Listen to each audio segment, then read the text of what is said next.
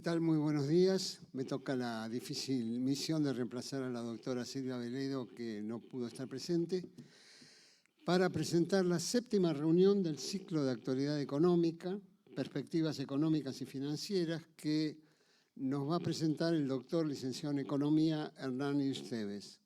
El doctor Esteves es consejero coordinador de la Comisión de Actuación de los Licenciados en Economía y, bueno, siempre nos va a exponer la realidad, cuáles son las claves y cómo seguimos y qué podemos esperar.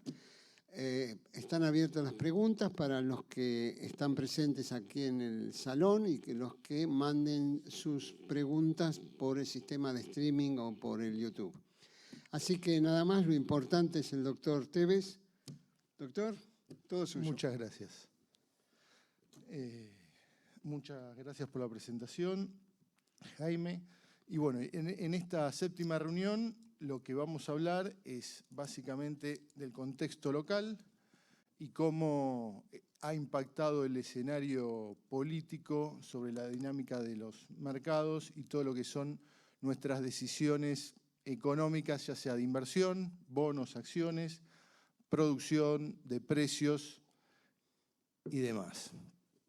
En ese contexto, a la presentación la vamos a dividir en 4 partes. La primera parte para analizar las claves del escenario económico local. La segunda para analizar el mundo, hacia dónde va el mundo, que es algo que pasa a ser cada vez más relevante. La tercera a la situación local, donde, como todos sabemos, estamos llegando con una olla a presión a las elecciones, al balotaje, y ahí el gran interrogante es cómo se sale de esa olla a presión. En ese contexto lo que vamos a analizar, que es la pregunta que todos hacen y todos se recuerdan, es cómo termina, o cómo se sale de esto y cómo se sale de esto comparado con otros episodios no felices del pasado. Y la última parte la dejamos para las conclusiones. Las claves del escenario económico tienen que ver, la primera, con lo que sucedió en las elecciones, en esta primera vuelta. En esta primera vuelta ganó el candidato no lógico o no pronosticable, al menos desde el punto de vista de lo que nos mostraba estos indicadores históricos de imagen positiva del gobierno. Este es el índice de Itela. Estas bolitas son el resultado de todos los gobiernos, de todos los oficialismos en las elecciones, y acá lo que se puede ver es que hay una correlación casi perfecta entre el resultado electoral y lo que nos decía el indicador de Itela de confianza del gobierno, ¿no? Cuando estaban en niveles altos, los gobiernos obtenían valores altos de votos, fuerte respaldo, y cuando estaba abajo nos decía que iba a sacar pocos votos. Eso sucedió en las elecciones pasadas, en las legislativas, donde el gobierno sacó muy pocos votos, pero en lo que sucedió en las elecciones recientes hubo acá un divorcio entre lo que decía este pequeño modelito y lo que se podía esperar del resultado electoral. O sea, acá tuvimos un candidato oficialista que triunfó, y esta diferencia, básicamente, que es la no pronosticable, el error de pronóstico, claramente hay que atribuírselo a ese candidato, a esa especificidad de ese candidato. En ese contexto, lo que tenemos es ese candidato no pronosticable que ganó en primera vuelta, eso no asegura que gane en segunda vuelta, y es el candidato que gana con el mensaje o desde el espacio de los derechos. Es decir, es un candidato que gana diciendo voy a mantener los derechos. Mantener los derechos de alguna forma implica un nivel de gasto y de Estado importante, y eso es algo a considerar en un escenario donde esta economía se tiene que ordenar y básicamente en términos prácticos tiene que ordenar la macro, es decir, el sector externo, y también las cuentas fiscales. lo cual claramente, si hay que ordenar la macro con eso, con defender los derechos en las espaldas, ya es un condicionante para lo que viene. Segunda clave del escenario es cómo estamos con reservas. El problema es que el gobierno está llegando casi sin reservas, pero no hablamos de las netas, de las brutas, sino de las que se pueden usar, básicamente, las que se pueden usar para intervenir en el mercado de cambios y pagar deuda pública. Y ahí lo que tenemos es básicamente, cuando hacemos la cuentita, que por la disponibilidad de información hay que hacerla un poquito a mano alzada, aproximada, donde lo que tenemos es un stock de reservas hoy de 24.500 millones de dólares, que si le restamos todo lo que es el componente de oro estimado, le restamos la tenencia de los DEX, que seguramente se van a ir en el pago al fondo en los próximos días, la parte del swap chino que podemos utilizar, lo activado, lo no activado, y le restamos otros depósitos y otra tenencia de títulos que no son fáciles de usar. Hoy lo que nos da es que el gobierno tiene 7.000 millones de dólares para intervenir en el mercado de cambios. Y esto es básicamente por un solo factor. Fíjense lo que era el día anterior al 20 de octubre, que eran 1.100 millones de dólares. Esto es básicamente porque China habilitó el swap para usar. Con lo cual, fíjense, hasta el 19 teníamos 1.200 millones de dólares, al ritmo de pérdida de reservas de los últimos días del Banco Central, que era 200 por día, era en 6 días, nos quedábamos sin reservas, había que tocar el oro o encontrar a alguien que nos compre los DEX o hacer alguna otra cosa rara para evitar escenarios disruptivos. Pero al final vino el swap de China, aumentaron las reservas disponibles o líquidas que se pueden utilizar y esto al gobierno le da algo de oxígeno. Pero igualmente estamos con unas reservas de 7.000 millones de dólares líquidas en un escenario complejo donde ya los vencimientos de deuda que se vienen hacia adelante imponen tiempos precisos para decisiones. Y acá lo que tenemos es que con esos 7.000 millones de dólares, ya en lo que es octubre, se nos van 2.500, y si con todo para pagarle al fondo, y si contamos el vencimiento de noviembre, ya se nos van 3.500 millones de dólares, la mitad hasta fin de noviembre.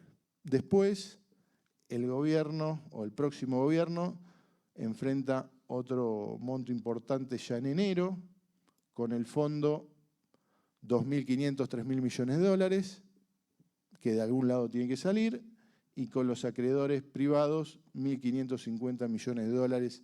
Estos son los cupones de los bonos AL y GD, que hoy cotizan a 25, oscilan ese nivel, y esto ya impone tomar decisiones.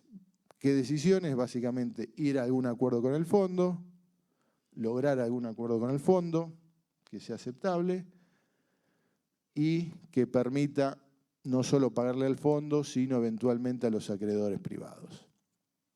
Pero todo en un contexto donde, recordemos, en julio el fondo nos obligó a devaluar para cerrar el acuerdo y en un contexto donde muchas reservas para aguantar o para pulsearle al fondo no tenemos.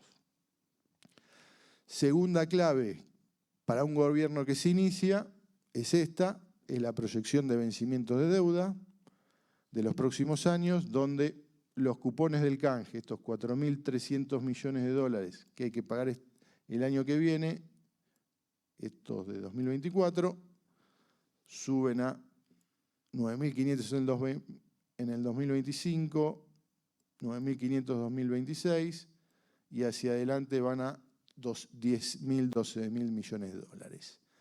Esto que implica ya un condicionante adicional a la próxima política económica, que si se quiere evitar una nueva reestructuración, la política económica tiene que estar orientada de alguna manera a recuperar acceso al mercado de deuda.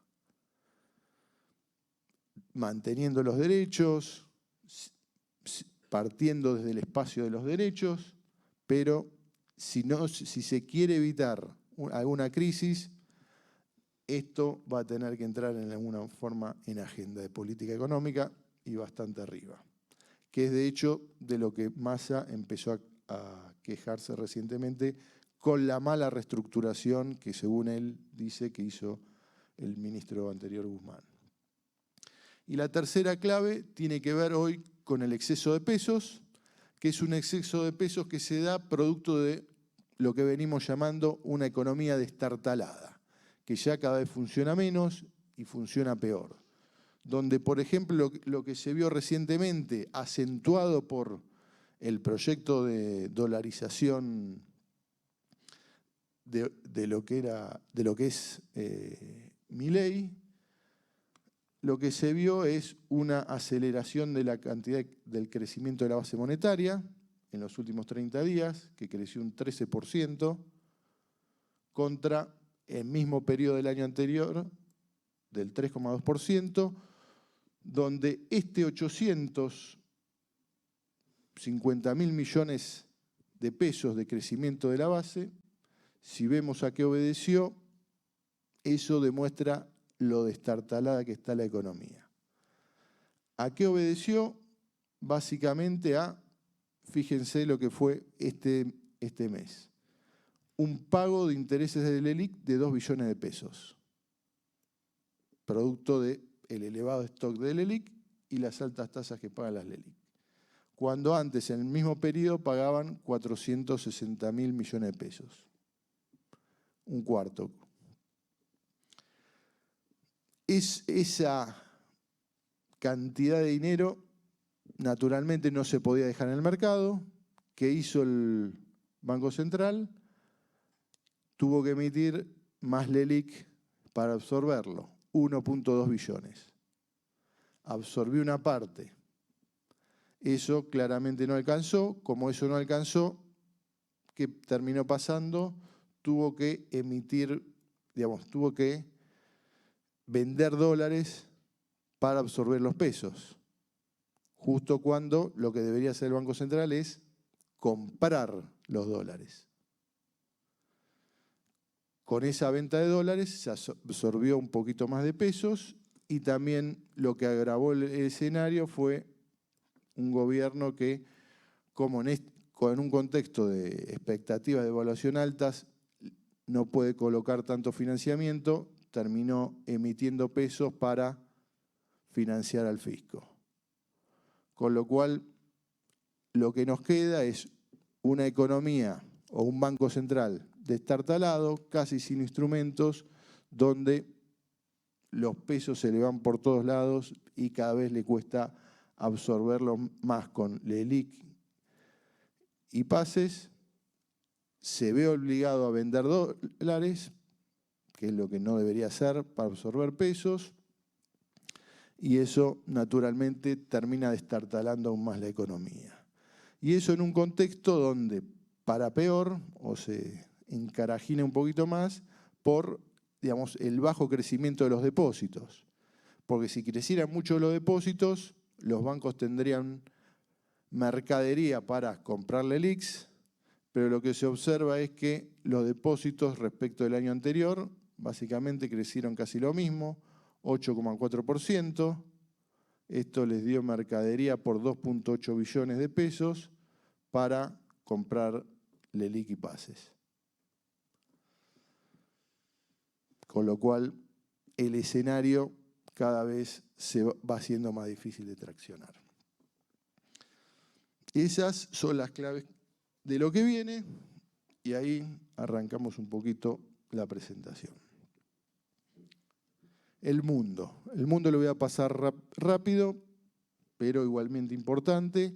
Estamos en un mundo que, como todos sabemos, que vuelve a complicarse a nivel global, producto del reciente conflicto en Medio Oriente, que es un conflicto que es probable que, lo más probable que continúe en el tiempo, y es un conflicto que ya se suma a otro, al de Rusia, donde si uno mira un poquito la tendencia es hacia un mundo donde vamos hacia más conflictividad. Ucrania, Medio Oriente, y todavía tenemos por delante ver qué podría suceder en el caso de Taiwán, China y algún otro caso que pudiera haber en el mundo. Pero digamos, lo cierto es que el debilitamiento de Estados Unidos como potencia mundial y el surgimiento de otros competidores, otros intentos de competir, lo que está dejando es un mundo que pasa a ser más multipolar, y ese mundo más multipolar está dando lugar a más conflicto hasta eventualmente que vuelva a ordenarse, lo cual luce improbable en el corto plazo.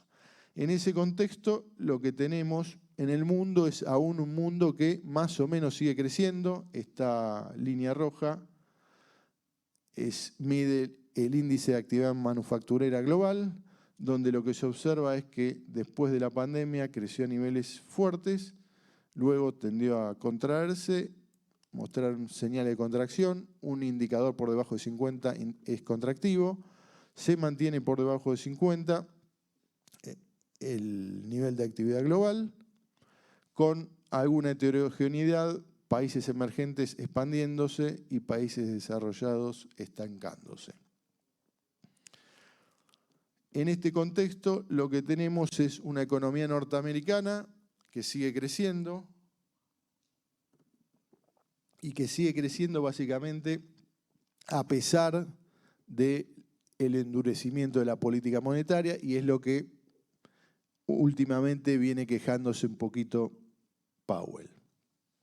Si miramos los indicadores de actividad de la economía norteamericana, lo que se observa es que a pesar de que subió la tasa de interés y la suba de la tasa de interés arrastró todo lo que es la estructura de la curva de tasas de interés de Estados Unidos, la tasa de hipotecas, no se observan señales de desaceleración. Por ejemplo, el consumo personal, que en el segundo semestre del año pasado crecía a un ritmo del 0,1 mensual desestacionalizado, en el primer trimestre de este año creció 0,3, segundo 0,2 y los últimos 2 meses sigue creciendo. Es decir, subió la tasa Powell y no pasó prácticamente nada. Ventas minoristas se ve lo mismo, incluso más marcado. Se acelera el ritmo de crecimiento, de menos 0,4 pasamos a 0,1, 0,2 y 3 buenos registros para el tercer trimestre. Términos de indicador del PBI real mensual, también se observa lo mismo, no hay señales de desaceleración en el margen, incluso alguna señal de aceleración. Si vemos el mercado inmobiliario, el mercado hipotecario, donde la suba de tasas debería tener mayor impacto, tampoco es claro que ese sector esté frenándose. Lo que tenemos es que la tasa hipotecaria, que está casi en 0, subió a 6, 6,5 y ya está en el orden del 7, pero aún así el gasto en construcción privado, que se contraía en el primer semestre del año pasado, en estos meses está creciendo, 2 tasas positivas mensuales consecutivas, e incluso lo mismo se observa en el mercado de trabajo, donde el mercado de trabajo sigue generando nuevos puestos de trabajo. Es decir, lo que estamos teniendo es una economía norteamericana que básicamente sigue creciendo a un ritmo alto y mostrando también en el margen una caída de la tasa de inflación, lo cual le da cierta holgura a la tasa a la Fed para no tener que seguir subiendo la tasa. En línea roja lo que se ve es la tasa de inflación de Estados Unidos, que pegó un vuelo importante hasta casi el 9% en el 2022, para hoy correr a un ritmo de casi el 4%. Y esta baja probablemente esté explicando el desorden que generó la pandemia, los problemas de oferta, de abastecimiento que se produjeron durante ese periodo, que una vez que pasaron, la tasa de inflación termina acomodándose en niveles de 4%, donde todavía la Fed no se siente contenta y es probable que inicialmente espere un poquito para seguir subiendo la tasa, pero lo que se observa es que la tasa o las tasas de mercado igualmente están subiendo. Si vemos poquito los comentarios o las señales recientes de política económica de la Fed, lo que nos dice la Fed es que, o lo que nos dijo Powell hace unos días, es que las tasas de los bonos, la suba de las tasas de los bonos a largo plazo han sido un importante factor impulsor de este endurecimiento monetario. Es decir, Powell empieza a descansar la política monetaria a lo que es la suba de los rendimientos y hay un crecimiento persistente superior a la tendencia o de que la rigidez del mercado laboral ya no se está aliviando, lo cual podría poner en riesgo mayores avances en materia de inflación. Es decir, lo que nos está dando señales la Fed, o Powell específicamente, es que la suba de la tasa de los bonos norteamericanos podrían hacer parte del trabajo de la Fed, y eso hoy lo vemos acá, línea azul, donde la tasa del bono a 10 años sigue subiendo, y eso naturalmente es contractivo para el nivel de actividad norteamericano, pero para nosotros, que lo que nos importa, implica un costo de financiamiento más elevado hacia adelante, y no solo eso, si queremos reacceder al mercado de deuda, en algún momento a financiamiento externo, esto claramente complica ese proceso. En este mundo lo que tenemos, además de la suba de las tasas, es un mundo donde en Estados Unidos, por ejemplo, con un nivel de actividad que no se mosquea por la suba de las tasas, se revisan hacia arriba las proyecciones de crecimiento para la economía norteamericana para el próximo año. En lo que es China, producto de la crisis financiera interna, hay una revisión hacia abajo.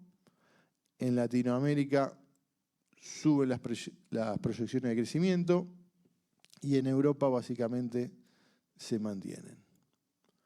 En ese contexto, lo que cabe esperar, con tasas de interés altas o tendiendo al alza, en Estados Unidos, precios de commodities menos favorables, y en esos precios de commodities menos favorables lo que estamos teniendo es un precio de la soja en $480, inferior a los 580, previo a la invasión de Ucrania, e implica precios de exportación un poco más deteriorados, donde también ese deterioro se observa en lo que es trigo y maíz, donde están en valores menores que meses atrás, e implica menores términos de intercambio, y esto hay que tener en cuenta, afecta más del 50% de las exportaciones locales. Y a nivel financiero lo que tenemos es una Fed ligeramente inclinada a la suba de tasa de interés, aunque no lo haga, donde esa pequeña expectativa de suba de las tasas combinada con la política de reducción de su tenencia de bonos, es probable que le pongan algo de volatilidad a los mercados financieros, que junto a una suba de la tasa de interés genere un clima poquito más hostil financieramente para la economía local. Con ese mundo recibe a la Argentina con un nivel de actividad que básicamente está estancado, acá línea azul, se encuentra estancado y básicamente desde el año pasado, desde que se produjo la crisis de financiamiento que eyectó al exministro Guzmán. Ese estancamiento obedece no solo al impacto de la sequía, sino también al impacto de las trabas a las importaciones, el aumento de la tasa de inflación y probablemente desde agosto en adelante ya hay que adjudicárselo en gran medida a la devaluación reciente. Este es un nivel de actividad que se estanca, pero que al mismo tiempo muestra sectores que son muy dinámicos y probablemente que sean más dinámicos, independientemente del ciclo local, que queden bastante independizados, donde, por ejemplo, el nivel de actividad hoy cae casi 2% en términos interanuales, donde lo que se ve que a pesar de esa caída, lo que tenemos es que minería sigue creciendo, casi no se mosquea, y hay actividades que continúan recuperándose a pesar de todo, como son hoteles y restaurantes, indicando que aún, por lo menos hasta agosto, había buen nivel de gasto interno. En ese contexto, esta recuperación que se estanca, básicamente no se derrumbó por la política cambiaria del gobierno de sostener el tipo de cambio oficial, para lo cual tuvo que mantener el cepo, un cepo que es creciente, se refleja en toda esta brecha que va aumentando, que genera problemas, pero que por lo menos hasta hace poco este cepo permitió mantener los salarios en dólares en términos importantes o evitar una contracción de los salarios y con eso mantener el gasto doméstico. Pero esta política cambiaria, como dijimos, implica hay que financiarla, hay que sostenerla y para sostenerla el Banco Central tiene que salir a vender dólares para mantener ese dólar. Y sobre todo en un contexto de una sequía con un impacto en exportaciones de más de 20.000 millones de dólares. Y lo que se ve en lo que va del año, hoy lo que tenemos es un Banco Central que en 10 meses ha perdido 20.000 millones de dólares en reservas brutas, en reservas netas 16.000 millones de dólares, que es un Banco Central también que gracias a la activación del swap chino hoy cuenta con, decíamos, alrededor de 7.300 millones de reservas libres que se pueden usar rápidamente para intervención cambiaria o para pago de deuda, pero que hace unos días, como decíamos, estábamos en 1.200 con 200 millones de dólares de pérdida diaria y con, si ustedes miraban el balance completo del Banco Central, teníamos esos 1.200 millones de dólares de reservas líquidas con encajes bancarios en dólares por los depósitos que tienen los bancos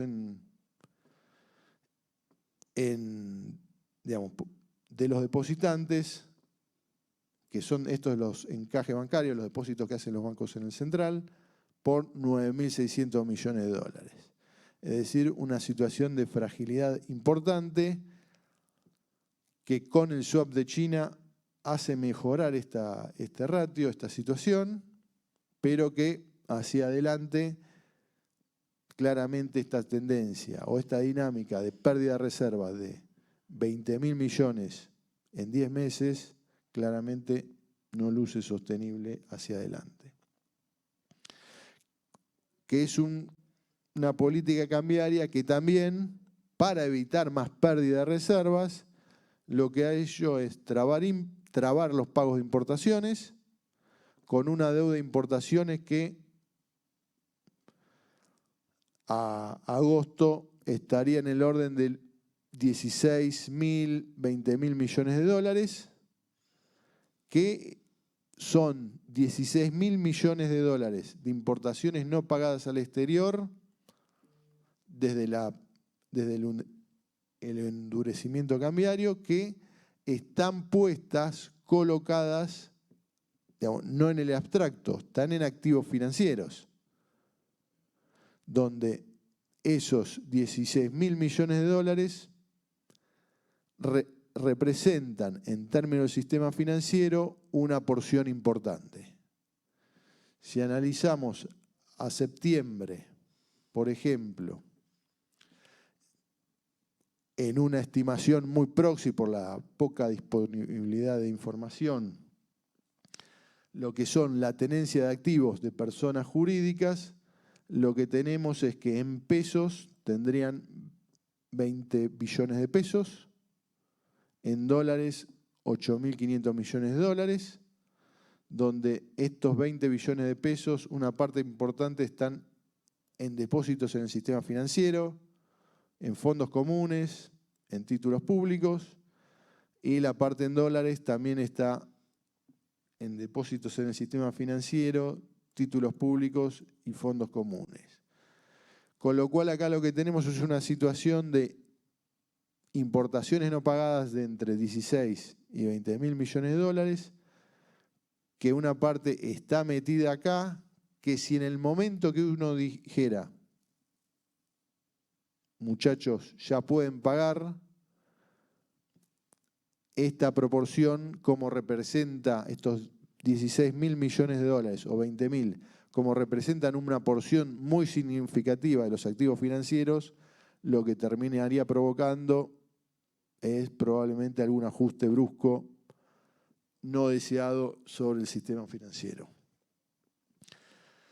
Naturalmente, en esta economía destartalada con tantos desbarajustes, lo que tenemos hoy es una tasa de inflación que desde la pandemia viene subiendo escalón por escalón, donde el último escalón fue después de la devaluación el 12, donde lo que se observa a partir de la pandemia es que esta economía se va indexando y se va desanclando. Fíjense, antes en 2015 hubo una devaluación del 30, la inflación del 1,5 llegó al 6, pero volvió al 1,5, 2. Acá lo mismo, devaluación de 18 del 30, del 2 al 6, bajamos al 2.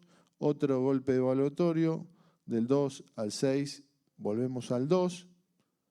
Pero a partir de acá ya, sin devaluación, el proceso inflacionario comienza a cobrar vida, sube escalón por escalón, estamos en el 12 después de la devaluación, probablemente octubre de un dígito, más aún a partir de la recuperación de la demanda de pesos que está habiendo por la caída de la probabilidad de una dolarización, pero una tasa de inflación que se estabilice en el 9% claramente nos indica que vamos a estos niveles que, si lo miramos en términos históricos, implica ir escalando como otros procesos no deseados en el pasado. Fíjense, así escaló previo al rodigazo la tasa de inflación. Esta es la escalada suave de la primera parte de los 80. Acá tenemos el proceso inflacionario, también cómo fue escalando previamente la tasa de inflación. Si miramos hoy, claramente el proceso inflacionario no escala a la misma velocidad. Estamos por ahora, por lo menos, en niveles de tasa de inflación inferiores a estos procesos, pero claramente la tendencia no es favorable. No tenemos estas tendencias, pero el actual proceso inflacionario comienza a adquirir otra dinámica, ser más riesgosa y amerita ya hacer algo. En ese contexto, lo que decíamos antes, esto se agrava. ¿Por qué? Por un banco central que cada vez le cuesta más absorber los pesos. ¿Por qué le cuesta absorber más los pesos? Como decíamos acá, fíjense acá. El Banco Central emite 2 billones para pagar sus propias LELIQs. En estos 30 días solo puede absorber el 60%. ¿Por qué? Porque los depósitos no le crecen tanto. Cuando los depósitos le crecían poquito más, acá fíjense, el Banco Central emitía 460.000 pesos para pagar intereses, pero los podía absorber colocando LELIQs. Y absorbía y contraía base. Ahora no tiene esa capacidad, o en estos 30 días, y por LELIQ termina expandiendo base. Y eso es un problema porque le saca al Banco Central uno de sus principales instrumentos de intervención, y en este caso, fíjense, como no podemos, o el instrumento LELIQ no está tan potente, lo que tenemos es que lo tiene que compensar con venta de dólares para absorber pesos, cuando el año pasado se daba el lujo de comprar dólares emitiendo pesos. Con lo cual tenemos un Banco Central con instrumentos menos potentes para intervenir, y eso es, para un escenario de eventual estabilización, comienza a ser un problema. Y eso se agrava producto básicamente de un stock de LELIQ que viene creciendo como proporción de los depósitos en pesos de los bancos. Fíjense, línea azul y línea roja, cómo van aumentando. Y esto nos indica que claramente los bancos cada vez tienen menos capacidad de absorber LELIQs. Y esto también nos indica que si siguen absorbiendo este ritmo LELIQ los bancos, va a haber menos crédito para el sector privado, y lo cual desfavorece la inversión. En ese contexto, la contrapartida de esta fuerte emisión de LELIQs es el aumento de los pasivos remunerados y es el aumento de la deuda del Banco Central, que si uno lo ve en términos históricos ya comienza a ser un problema. ¿Por qué? Porque en relación a la base monetaria, los pasivos remunerados del Banco Central, las LELIQs y los PASES, que hay que incluirlos, ya se encuentran en 300%, son 3 veces la base monetaria, y esta es una relación que, de acuerdo a las cifras del Banco Central, ya supera el periodo del 89 de la hiper del Plan Bonex. Con lo cual este es un indicador que nos muestra que acá tenemos un problema de financiamiento interno, donde esta deuda del LELIQs, que en realidad es deuda pública, si uno es riguroso, pero que está en cabeza del Banco Central, implica un problema para hacer política económica. Y configura todo lo que, como vimos, es una olla a presión donde, como veíamos, tenemos un problema inflacionario. Al problema inflacionario se le junta o se le suma el problema de insuficiencia de reservas. Al problema de insuficiencia de reservas se le suma el problema de financiamiento externo, donde no podemos colocar deuda afuera y encima tenemos fuerte vencimiento de deuda o crecientes de corto plazo, y a eso se le suma el problema, este último, de financiamiento interno de las LELIQs, que hacen más difícil hacer política económica. En ese contexto lo que tenemos es un escenario de corto donde el candidato oficialista ganó, probablemente ganó gracias al Plan Platita, que es lo que sucedió en las elecciones pasadas, y si el Plan Platita da beneficios, lo que uno cabe esperar para lo que resta esto del proceso electoral, haya igual o más Plan Platita. En ese contexto lo que tenemos es que a ese Plan Platita el gobierno, que totaliza 2 puntos del producto, el gobierno ha ratificado, y lo ratificó después de las elecciones, la política cambiaria actual de tipo de cambio fijo hasta noviembre, y luego salir con un crawling peg o un ritmo de evaluación del dólar oficial del 3% mensual, y de congelar tarifas y precios claves hasta después de las elecciones.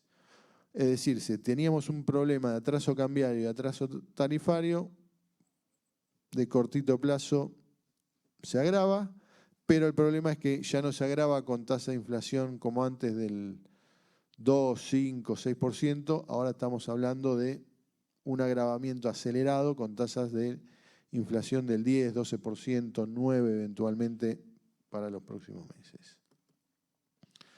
Términos de objetivo de estabilidad cambiaria, es decir, recuperar reservas o de capturar reservas en el mercado oficial para poder vender en los alternativos, el gobierno anunció nuevas devaluaciones sectoriales, ahora generalizadas para todas las exportaciones, donde 30% se liquidaría al contado con liqui, 70% al oficial, hasta el balotage, todo esto para financiar la contención de los dólares alternativos, que ahora cayeron, se descomprimieron, y no solo a la intervención del Banco Central y la política del gobierno, sino que hay más calma porque tenemos un ministro que recupera poder político con las elecciones y cae la probabilidad o el temor a una devaluación inminente.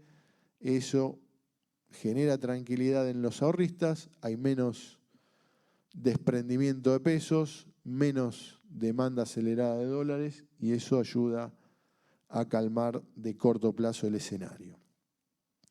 Y hay también un objetivo ya anunciado del ministro de preocuparse por el financiamiento externo, de recuperar algo de financiamiento externo hacia adelante,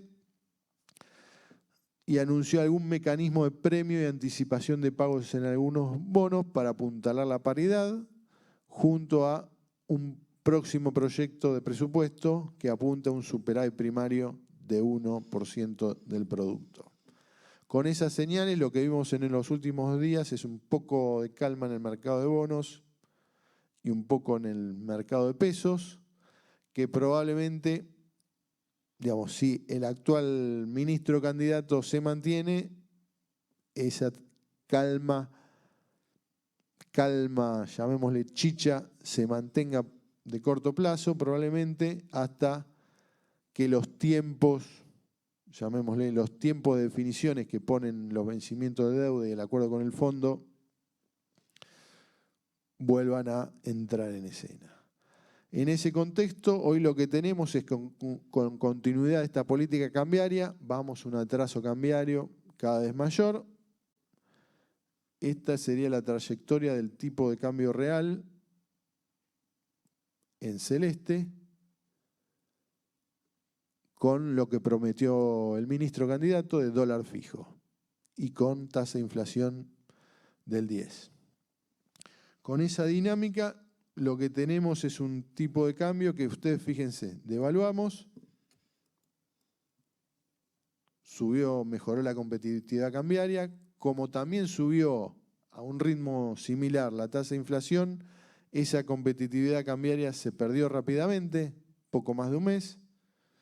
Esta debe ser la peor devaluación que se ha hecho en la historia, y con más continuidad de esta política cambiaria vamos a un atraso tal donde a fin de año ya casi nos ubicaría en niveles de tipo de cambio extremadamente poco competitivos y mucho más apreciados incluso a los que se quejó el fondo y por los que el fondo le exigió al ministro candidato una devaluación. Con lo cual, acá tenemos un grafiquito, un cuadro, donde nos muestra, donde están los números de ese gráfico. Hoy, al 20 de octubre, tenemos un tipo de cambio real oficial al 3.50, medidos a precios de hoy, donde ustedes, fíjense, el día previo a la devaluación estaba a 3.72, o sea, hoy estamos más apreciados, ya perdimos totalmente la competitividad cambiaria. Después de la devaluación fuimos al nivel que quería el fondo, o que demandaba como mínimo el fondo en una negociación muy ardua con el gobierno, hasta el 29, hasta fin del mes pasado, ya se había perdido casi toda la competitividad cambiaria. en estos 20 días ya estamos más caros o peor que en el nivel previo a la devaluación, y si sigue esta política cambiaria, nos vamos apreciando cada vez más. Con lo cual, la primera pregunta básica que se viene hacia adelante es, bueno, nos vamos a sentar con el fondo nuevamente, porque este gobierno claramente no va a querer un default, o está demostrando que no quiere un default con el fondo. El fondo, cuando nos sentemos, va a decir, bueno, volvamos al 4.48, piso. Si no, no te desembolso, como la vez pasada. ¿Y eso qué implicaría parados el 10 de diciembre? Básicamente una devaluación del 48% nominal. Recuerden que la devaluación de agosto, del 14 de agosto, fue del 22,8%. Con lo cual, a lo que vamos es a una situación cambiaria compleja, de atraso cambiario, donde seguramente el fondo, y aún tomando a riesgo de que Argentina cayera en arrears, en atrasos con el organismo, dijo, o devaluás o no te giro los desembolsos. Con lo cual, lo que uno cabría esperar ahora y más después de que el gobierno pagó, que el fondo tome la misma actitud. Y acá, si no hay un programa detrás de algún corrimiento cambiario como el que va a haber, puede implicar un escenario complejo. En ese contexto de cortito plazo, lo que estamos viendo es que ganó Massa, después de las elecciones, cae la expectativa de dolarización y de dolarización de shock, y lo que tenemos acá es un derrumbe del dólar futuro. Este es el tipo de cambio esperado, los contratos de dólar futuro, este es el dólar futuro contrato a diciembre, y acá lo que tenemos es que básicamente después de las elecciones se derrumbó. De 820 que esperaba el mercado para diciembre del oficial, cae a 600, y esto después de haber hecho un pico el 12 de octubre cuando se temía una dolarización de shock. Acá cae la probabilidad de dolarización, la gente vuelve a quedarse con los pesos, vuelve a repuntar algo la demanda de pesos y tiende a estabilizarse un poco el mercado de cambios. Eso también se refleja en lo que son los dólares financieros.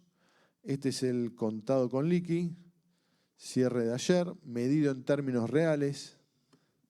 Le sacamos en toda esta serie la tasa de inflación para que sea comparable.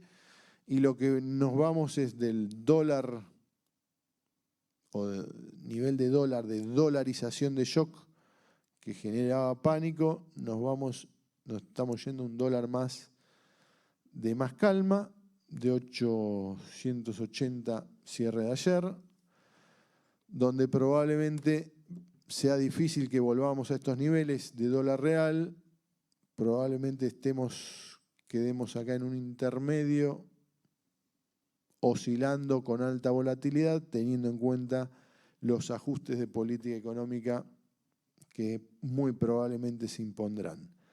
Que como decimos, se imponen por los tiempos que pone la deuda, que ya la deuda empieza a decir, tenés que hacer algo porque no se puede seguir, los tiempos que impone el stock de reservas, cada vez tenemos menos reservas tanto brutas como disponibles para usar, y también los tiempos que impone el fondo, con los vencimientos del fondo, que para renegociar con el fondo va a poner alguna exigencia. En ese contexto, lo que se suma para el escenario de corto es un fin de año donde lo que vamos a tener es que luego del plan platita probablemente lleguemos a un déficit primario de 1 billón de pesos o algo más para diciembre. Eso va a tener que financiarse. Gran parte del financiamiento que ha obtenido el gobierno en lo que va del año ha sido no solo con el central en forma indirecta, sino indirecta, con el Banco Central comprando títulos para evitar que se le caiga el mercado de deuda local. Y eso ha sido emisión, que no es emisión directa para el Tesoro, pero terminan siendo compras de títulos con pesos del Banco Central para que esos tenedores de deuda local después vayan con pesos a comprar, a participar de las licitaciones que hace de bonos el gobierno. Con lo cual vamos a un escenario donde va a haber que financiar un déficit importante a fin de año, justo en el tramo de fin de año donde a partir de enero nos cae la demanda de pesos y eso es una complicación adicional a cualquier eventual programa de estabilización que venga. En ese contexto, como decíamos, esto es un reloj que impone los tiempos de las decisiones que vienen. Hasta acá alcanza y sobra con el SOP chino. Ya para acá adelante hay más dudas. Seguramente lo que se vendrá es algún acuerdo, o probablemente lo que uno puede especular con un acuerdo con el fondo, un acuerdo que incluso hasta, si está razonablemente bien hecho y se necesitara, el fondo probablemente financiaría el pago de estos cupones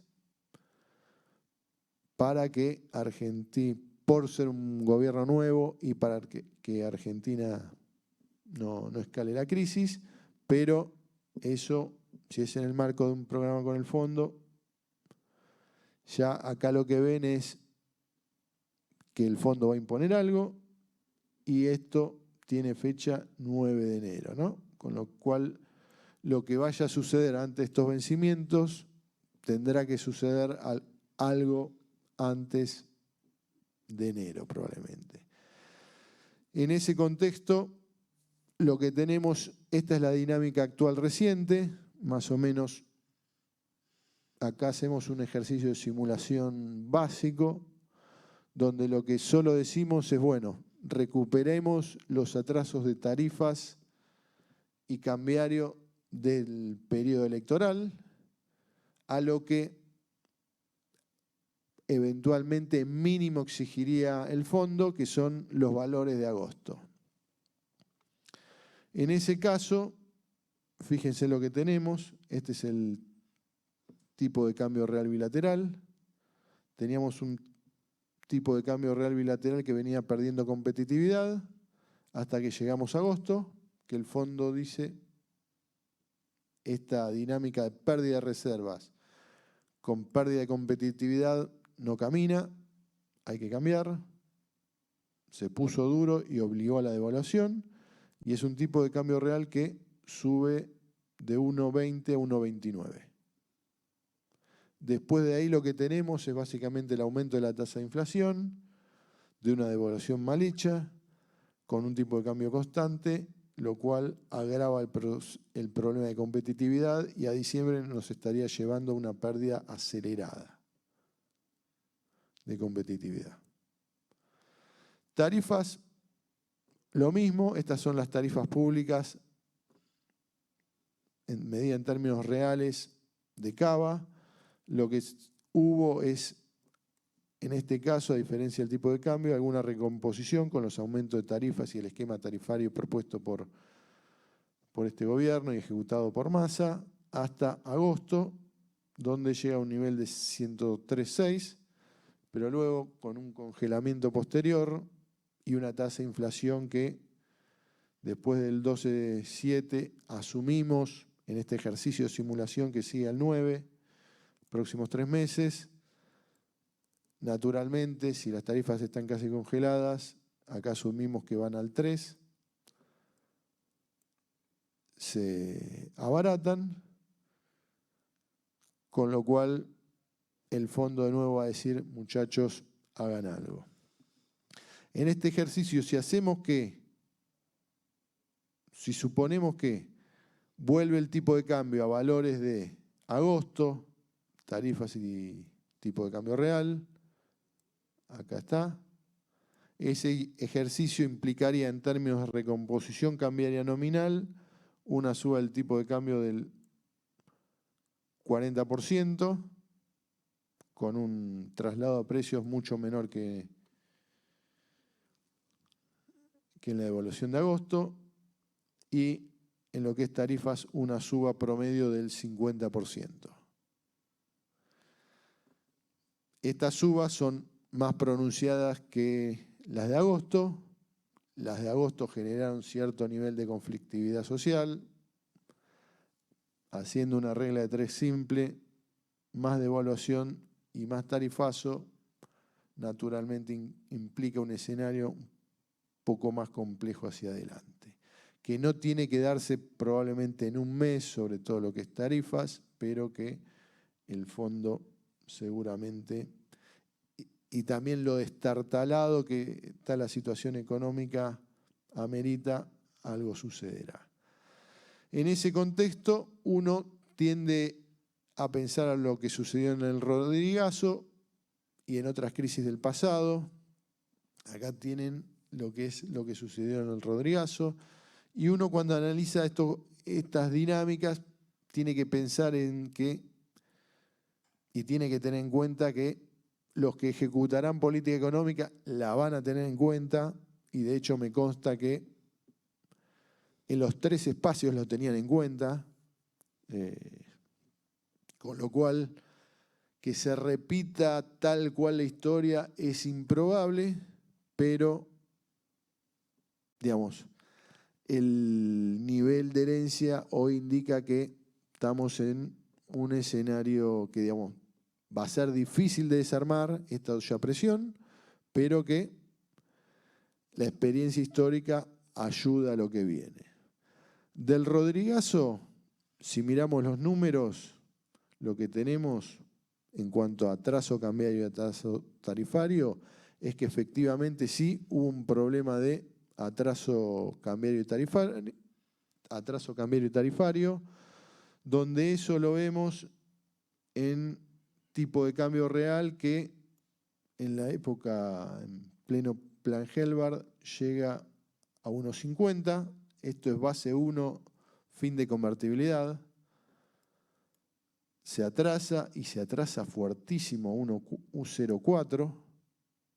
Y esto básicamente, ¿por qué es? Porque durante el plan Helbard el ministro Gómez Morales mantuvo el tipo de cambio congelado, constante, tipo de cambio fijo, lo planchó, pero la tasa de inflación no le bajó, se le mantenía alta. Como se le mantuvo alta, perdimos competitividad, hubo una pérdida formidable de competitividad cambiaria y eso fue generando una olla a presión.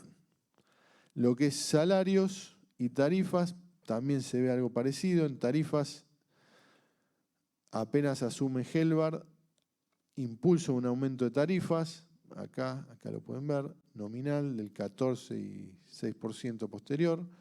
Las mejora, pero después, como las congela y hay inflación, también pierden y vamos hacia un escenario de atraso tarifario, donde naturalmente eso comienza a generar olla a presión.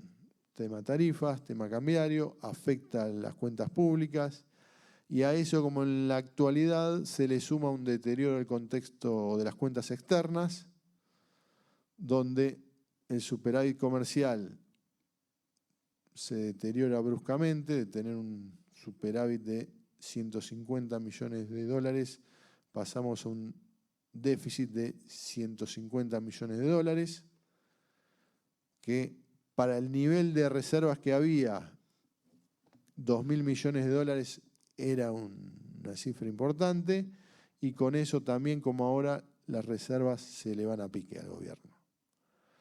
Con lo cual, a lo que se llega en lo que se llama el Rodrigazo es una situación de atraso cambiario tarifario, sin reservas como ahora, a lo cual se le suma una debilidad política que no se ve hoy, muy, muy grande, donde lo que culmina es con una devaluación del 100%,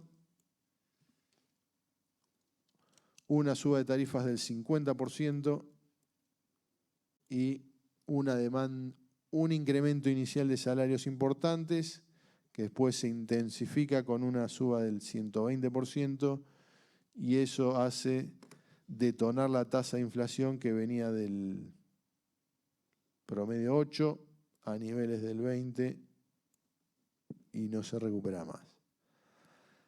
Lo que es probable es que las próximas autoridades tengan en cuenta esto, hagan un plan que trate de evitarlo,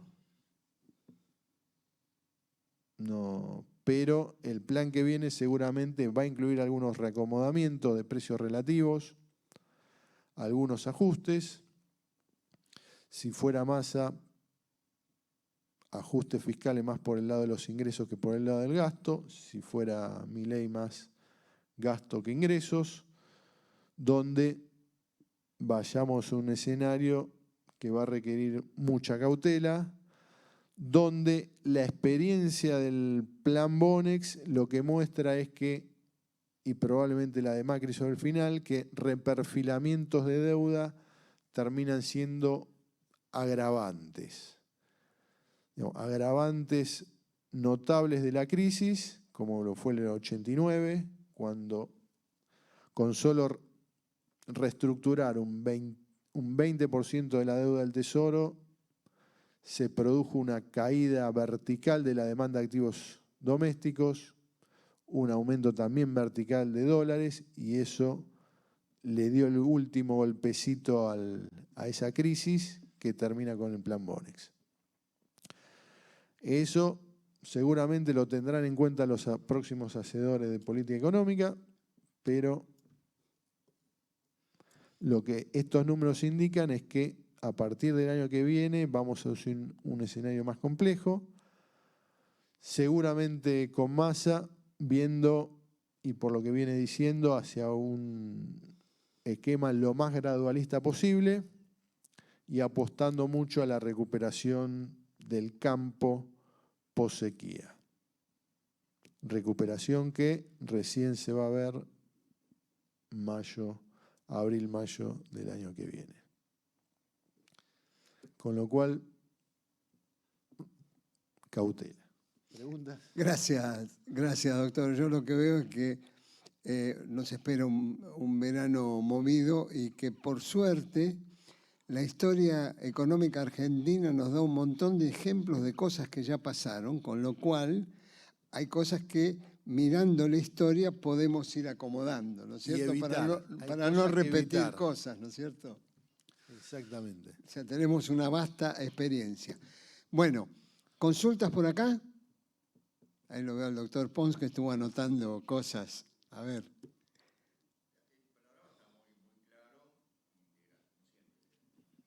Gracias.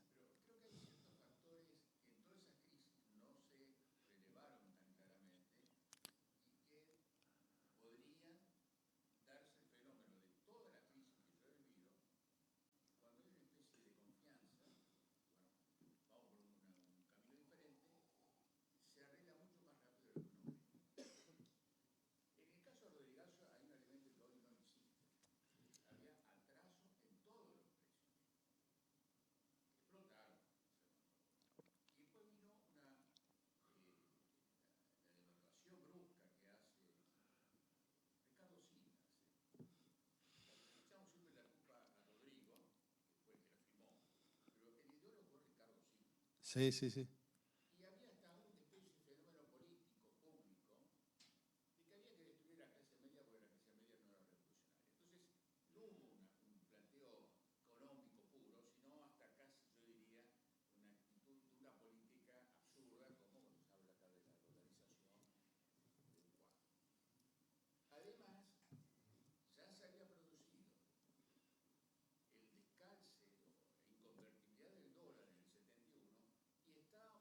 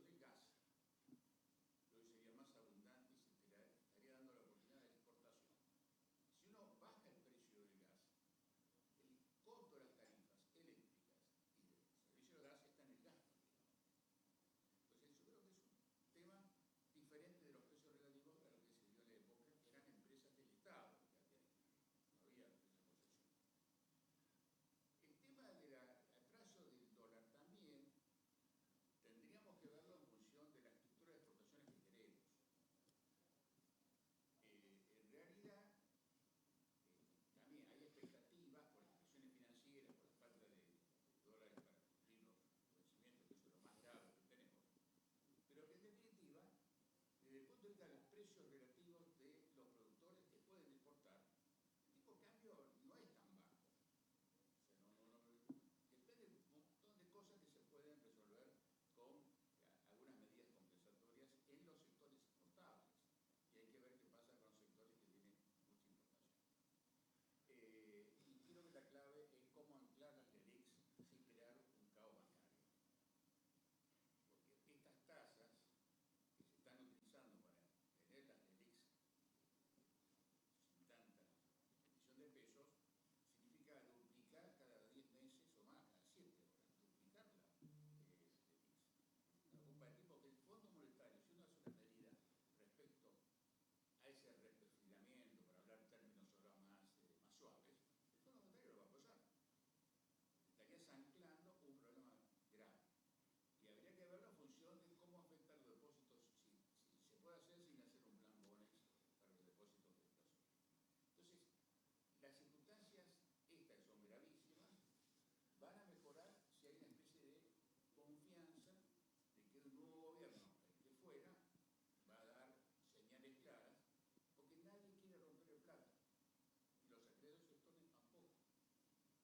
En esto me recuerda a Piñanelli cuando hablaba que uno tiene que entender la deuda externa como la teoría del prestamista, del usurero.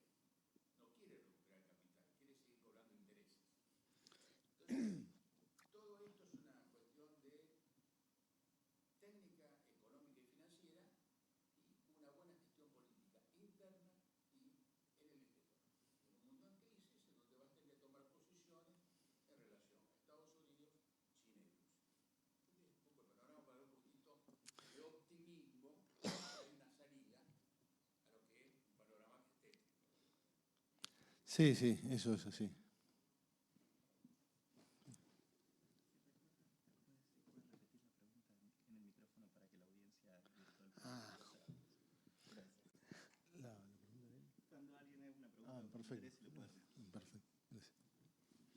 No, el comentario del doctor Pons venía en referencia a que hay diferencias en la situación actual con la que hubo con el Rodrigazo, sobre todo aspectos tarifarios, aspectos de la importación-exportación, el valor del dólar, con lo cual, con una política seria y bien indicada, pueden las consecuencias no ser tan graves. Anda por ahí, ¿no es cierto? Sí, sí, sí, sí. No, comparto. Lo que sí, regenerar confianza después de las últimas 2 frustraciones no va a ser tan fácil. Pero bueno, lo más probable es que haya un plan, algún plan de estabilización, que se tomen en cuenta los errores del pasado y esperemos ahí que la cosa comience a caminar. Muy bien. ¿Alguna consulta más? ¿Algún comentario más? Bueno, entonces le agradecemos al doctor Hernán Esteves esta exposición. Nos vamos a encontrar dentro de un mes para ver cómo seguimos en noviembre. Les agradecemos a todos la presencia, los que están acá en la sala, los que nos están viendo por YouTube, y nos volveremos a encontrar. Muchísimas gracias a todos y muy buenos días. Gracias, doctor. Muchas gracias.